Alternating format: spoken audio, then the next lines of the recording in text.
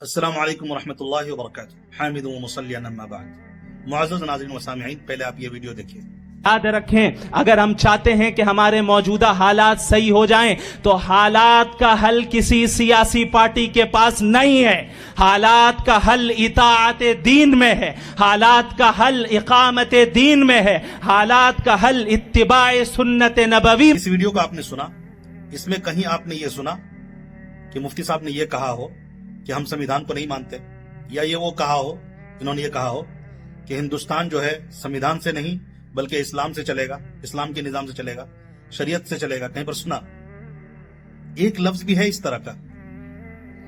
اب آپ ماتم کیجئے اور روئیے کہ ہندوستان کے اندر سوشل میڈیا پر، گودی میڈیا پر کس قدر مفتی صاحب کے خلاف زہر اگلا جا رہا ہے، جھوٹ بولا جا رہا ہے، الزام لگایا جا رہا ہے اس بات کو جس میں وہ بات ہی نہیں ہے، بلکہ اگر اس بات پر غور کریں گے تو آپ کو اندازہ ہوگا وہ سمویدھان کے سپورٹ میں بات کر رہے ہیں۔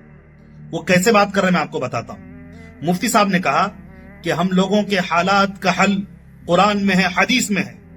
کیا سمویدھان یہ بات ہم سے یہ بات نہیں کہہ رہی؟ سمویدھان، ہندوستان کا قانون ہم سے خود یہ بات کہہ رہا ہے کہ سمویدھان کہہ رہا ہے کہ اے مذہب کے ماننے والوں، اے ہندوؤں، تمہارے حالات کا حل تمہاری جو ہندو دھرم کی جو کتابیں، مذہب کی کتابیں ہیں، اس پر عمل کرنے میں۔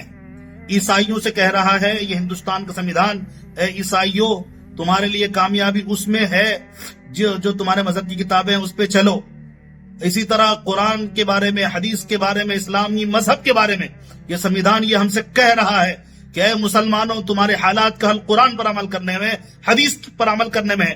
کیوں؟ اس لیے کہ ہندوستان کا قانون ہے کہ ہر ایک مذہب والا اپنے مذہب پر عمل کرے، کوئی کسی کو زبردستی کسی مذہب پر نہ چلائے، اپنے مذہب کو کسی پر نہ تھوپے۔ آزادی دی گئی ہے ہندوستان کے قانون میں۔ تو وہی مفتی صاحب کہہ رہے ہیں اے لوگوں، مسلمانوں کے بیچ میں بات کر رہے ہیں، کہیں اور نہیں، اور کہہ رہے ہیں اے لوگوں، تمہارے حالات کا حل قرآن میں، حدیث میں، پیارے نبی کی سنت پر عمل کرنے میں ہے۔ تو کون سا غلط کہہ رہے ہیں؟ اور قرآن کے اندر، حدیث کے اندر، اسلامی شریعت میں کہیں بھی ہندوستان کے قانون کے خلاف بات نہیں کی گئی ہے، بلکہ ہندوستان کے قانون کے سپورٹ میں بات موجود ہے۔ ہمیں نبی پاک علیہ الصلوۃ والسلام نے یہ تعلیم دی، جہاں رہو، جس وطن میں رہو، اس وطن کے قانون کی پاسداری کرو۔ اور ہمیں قانون نے اجازت دی ہے کہ ہم اسلامی طریقے پر اپنا کام کریں۔ تو یہ خلاف میں کہاں بات ہوئی؟ تو ہندوستان کے قانون کے سپورٹ میں بات ہوئی نا۔ سپورٹ کی بات کو اس پر مفتی صاحب پر ظلم کرتے ہوئے، گویا کہ ایک طرح سے ظلم ہے مفتی صاحب پر، سراسر الزام اور جھوٹ ہے ان پر الزام لگاتے ہوئے یہ کہہ دیا گیا، گویا یہ کہنا چاہتے ہیں کہ ہندوستان کا سارا نظام، سارے ملک والے، پورے ملک والے جو قرآن پر عمل کرے، حدیث پر عمل کرے، اور اسی کو ایسا تو مفتی صاحب نہیں کہنا چاہ رہے، قانون پر عمل کرنے کی بات کر رہے ہیں وہ۔ اور اسی طرح مفتی صاحب نے ڈیبیٹ کے بعد جو انٹرویو دیا ہے وہ انٹرویو سننے کی بھی قابل ہے، میں بعد میں لگاؤں گا ایک لفظ، اور مفتی صاحب نے جو اس میں کہا، کیا ہم یہ سمجھتے ہیں کہ سیکولرزم جو نظام ہے ہمارے نظام سے مقدس ہے؟ سیکولرزم کون سا سیکولرزم؟ وہ سیکولرزم جو آپ کو مذہب سے ہٹا دے اور مذہب سے الگ کر دے۔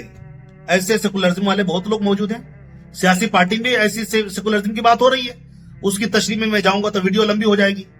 تو وہ سیکولرزم جو آپ کو مذہب سے ہٹا دے، کسی کو کسی کے مذہب سے ہٹا دے، تو ایسے سیکولرزم کو کون مانتا ہے بھائی؟ کوئی نہیں مانتا، ہندوستان کو کوئی آدمی نہیں مانے گا، کیونکہ یہاں پر مذہبی لوگ زیادہ ہیں، 90% لوگ مذہبی لوگ ہیں جو اپنے اپنے مذہب کے مطابق عمل کر رہے ہیں۔ تو ہندوستان کے قانون کے خلاف ہے یہ کہ کسی کو کسی کے مذہب سے ہٹا دیں۔ تو یہی بات تو مفتی صاحب کر رہے ہیں، اور کرتا ٹوپی لگائے ہوئے جو کچھ لوگ وہاں جا رہے ہیں سوشل میڈیا پر، ان کو خدا کا خوف کرنا چاہیے۔ اب مسلمان کا چہرہ بن کر جاتے ہیں اور خود مفتی صاحب پہ جھوٹے الزامات کا سپورٹ کر رہے ہیں۔ بھائی کچھ تو خدا کا خوف کریے، اللہ کے بہت پکڑ ہو سکتی ہے آپ کی۔ مفتی صاحب کا وہ ڈیبیٹ کے بعد والا انٹرویو سنیے کیا کہہ رہے ہیں۔ سر بھوشیہ میں ایسی ڈیبیٹ کی اور سمبھاونا ہے؟ دیکھیں، یہ ایک بہت بڑی خوبی ہے، میں جاوید صاحب کو بھی اپریشیٹ کروں گا، ان کی ٹیم کو بھی، کہ ہمارے ملک کے کیسے حالات ہیں آپ جانتے ہیں۔ ان حالات میں پیار محبت کے ساتھ بیٹھ کر اکیڈمک انداز میں ڈسکشن کر لینا، میں سمجھتا ہوں یہ مائل سٹون ہے، یہ بہت بڑا کام ہوا ہے۔ اور میں سمجھتا ہوں کہ ڈفرینٹ جو آئیڈیالوجیز ہیں، سب کو لڑائی کرنے کے بجائے بھائی ایسے ہی بیٹھ کے پیار محبت سے بات کر لو نا، ساتھ میں کافی پیتے ہیں اور بات کر لیتے ہیں، آپ اپنی بات ثابت کریں، ہم اپنی بات ثابت کریں، پھر لیٹ آڈینس ڈیسائیڈ۔ جس کو جو سمجھ میں آئے وہ کریں. جس دن یہ ہم کرنے لگ جائیں اس ملک میں, یاد رکھیں اس ملک میں کوئی دنگا فساد نہیں ہوگا.